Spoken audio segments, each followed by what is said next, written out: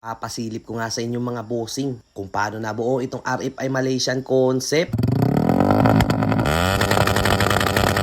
Sup mga kasolids, panibagong araw, panibagong gastos na naman. Isa na namang project bike, Raider FI Malaysian concept build. Sa mga oras nga ito ay overtime na naman ang ating mga bossing. Nagpalit na ng light and outer tube, walk-in clutch, alloy handlebar. Ito naman sa right brake master, nagkabit ng Rossi, limb switch at CNC quick throttle. Ito yung anti-tep o anti-tropa buraot na pwede tanggalin ang manobela at ipasok mo sa iyong bulsa.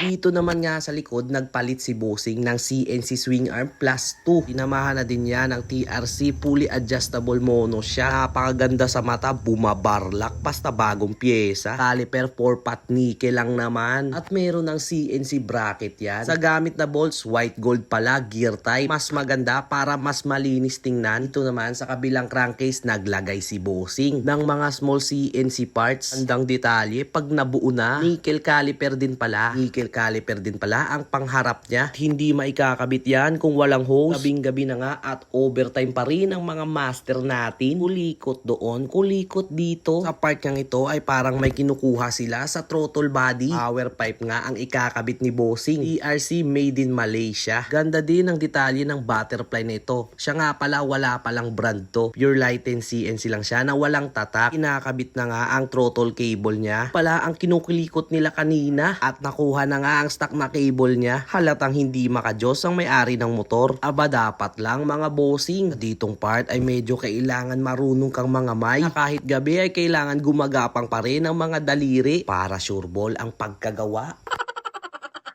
Tulad na lang dito na kailangan magaling manggapang ang mga kamay mo. Masyado pang mahaba ang cable kaya kailangan putulan. Masyado pang makunat kaya grinder ka ngayon.